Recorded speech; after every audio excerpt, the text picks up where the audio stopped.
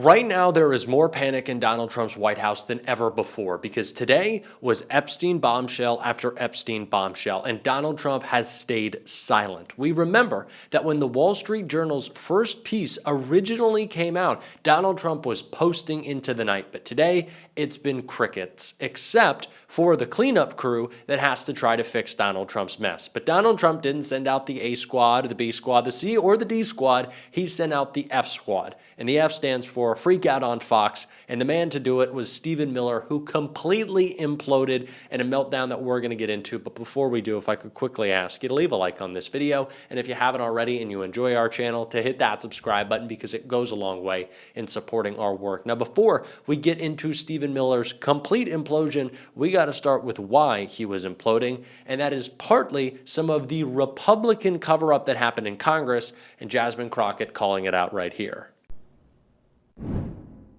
I mentioned that what the attorneys for the victims have been very clear about. I'm just repeating what is common knowledge and has been out in the public for a long time. President Trump was never a hindrance to the Epstein investigation. He was trying to assist in that. I don't know if I used the right word. I said FBI informant. I'm not sure. I wasn't there. Is that common knowledge about President Trump trying to assist in the Epstein investigation? Have you seen any evidence of that? That's the first time I heard of it. So I'm going to say no. I don't have any documentation to that effect. And I was able to sit down during the Bill Barr deposition. I don't recall the former Attorney General stating anything to that effect. I can't say what all he said, but I don't remember anything that would lead me to believe that he was informed of anything like that. So no, I would not say that. And we know that Bill Barr was the Attorney General, at least at the time that Epstein ended up dying. And so I would imagine that he would have the information as it relates to who the informants were and that kind of stuff. And I can just tell you point blank that it never came up that the president somehow was an informant for the FBI. The idea that we were going to buy the lie that Donald Trump was an FBI informant trying to take down Jeffrey Epstein, and that's why they were best buddies, not just the fact that Donald Trump is a vile human being who likes to hang out with other criminal, vile human beings, is laughable. It's as laughable as this idea that Donald Trump doesn't doodle or doesn't have a ridiculous signature that he always signs with black Sharpies. That is exactly what Donald Trump does. That is exactly what Donald Trump does very publicly. You don't have to be some forensic scientist to tell that the big Sharpied Donald is probably from Donald Trump. But that is the lie that the White House is trying to spin right now. And before we get into the lie that Stephen Miller tried to spin, I think it's only fair to see Jasmine Crockett debunk that. I mean, it's hundreds of names, as you know. On the drawing itself, the White House has denied that the drawing existed. They denied that it was Trump's signature. Tonight, they are denying it, saying that releasing it is proof that it's not his signature. I mean, we showed, obviously, examples that mirror it. What do you make of the White House's defense here? The fact that the president is a liar. He's consistent. I mean, that's all I really got for you. I mean, you know, here's the thing. We got this from the Epstein estate. This isn't something that came from a random Democratic something. This came from the estate. And so, because basically that would have mean that someone had to forge this. Correct. Years ago. It didn't come from Democrats. Exactly. That's the whole thing. Like, before he even got elected, remember when Epstein died, right? That was before Donald Trump got elected this time. And they would have had to have some kind of foresight that he was going to run for office again, somehow win again. And we've got to make sure that this is sitting here so that when a committee comes through to get this, then it's crazy. Do you agree? It is almost laughable, I'd say, to try to make your major defense of one of the worst presidential scandals we have ever seen be, I don't write like that. I don't draw that way. That is such weak sauce. That is not even an attempt at an argument by the White House because they know they have nothing. But also, they think MAGA's pretty stupid. they think they'll just buy it, and largely they have, but there is enough of the Donald Trump voter base that is fed up. Go to Truth Social. I know you never want to, but tonight you do because they're ripping Trump to shreds. And that is why Stephen Miller was screaming on Fox, and what he had to say right now during his implosion, oh man, did it backfire. Are run by Democrats. Look, this has become their religion. Celebrating criminals, celebrating predators, celebrating illegal aliens who prey on our citizens. The Democratic Party, says Stephen Miller, is the party that celebrates predators. The Democratic Party, the ones trying to make the Epstein list public, the Democrats who want to get justice for the victims of one of the most well-known predators in American history, both Epstein and Trump, I guess should say, be included in that, were the ones, Stephen. This is what a complete implosion looks like. This is what a total collapse on air looks like. Stephen Miller, right, the little propagandist that he is, with his ugly-looking suits, knows that the one rule that the Trump administration must follow is accuse your enemy of that which is true of you. And Donald Trump was best friends with a predator. Donald Trump himself is a predator. And so Stephen Miller has to make that accusation against the Democrats who are beating down the door of the documents that they are actively shredding right now to cover up this cover-up's cover-up. There's three. It's a double-stacked, layered cake of cover-up. It is like like a flan of cover-up? I don't know what flan is exactly, how it's layered. Any chef, please let me know below. I think there's layers. But it doesn't matter. What matters is that Stephen Miller and Donald Trump just can't escape this, especially when Jasmine Crockett keeps calling him out right here. Oh, yeah, they were boys. They were boys. Like no question about it. I mean, he's the only one that's trying to kind of throw it out there and say, oh, no, it's a hoax. And no, this is Democrats. And no, he didn't say that he was a CI. But we had the speaker. Confidential informant. The speaker told me something. No. He the one that, flipped on him. Well, how can you flip on somebody? Even though I know he's run that back. But literally, the fact that he even thought that he could, the only people that can ever flip on somebody are the people that are closest to them. Right. Period. Right?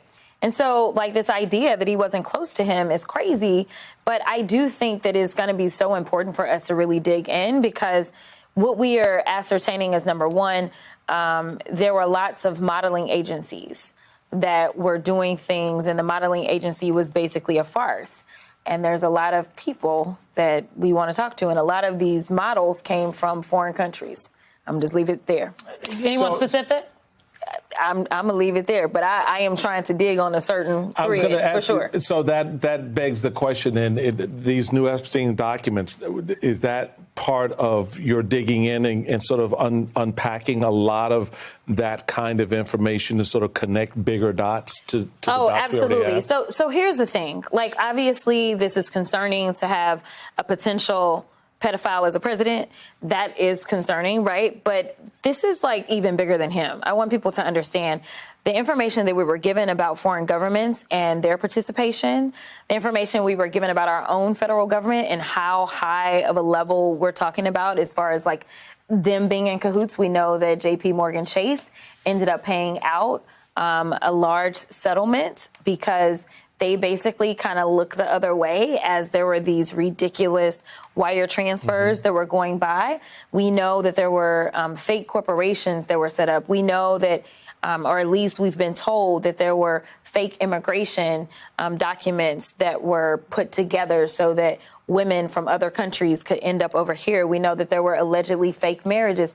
This goes and it reeks through every single level of government. And it's one of those reasons that these survivors have been quiet for so long, right? Because literally they would walk in and they would see these pictures of Epstein with all of these powerful people from all over the world. And then he would threaten them and say, if you say anything, just know I know everybody, right?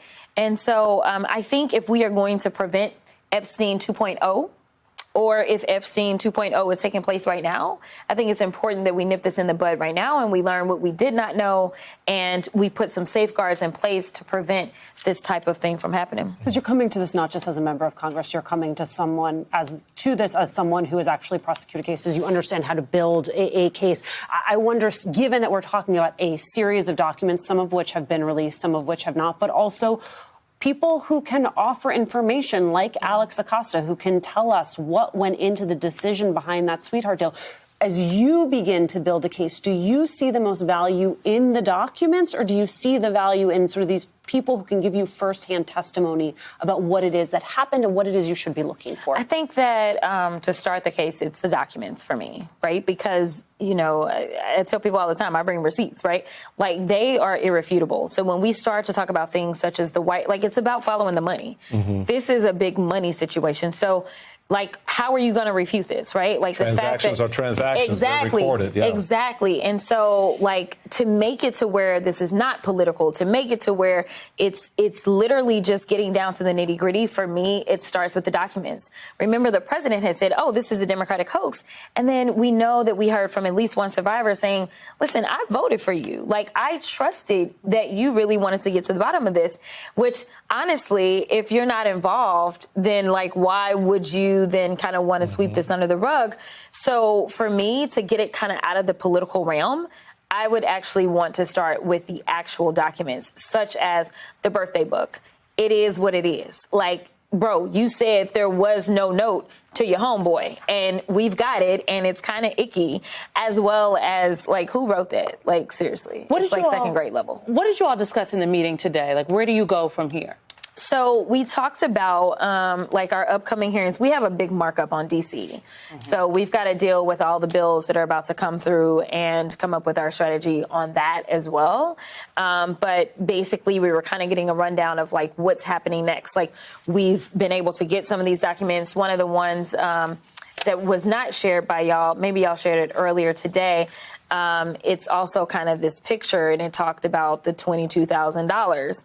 And it basically says something to the effect of buying.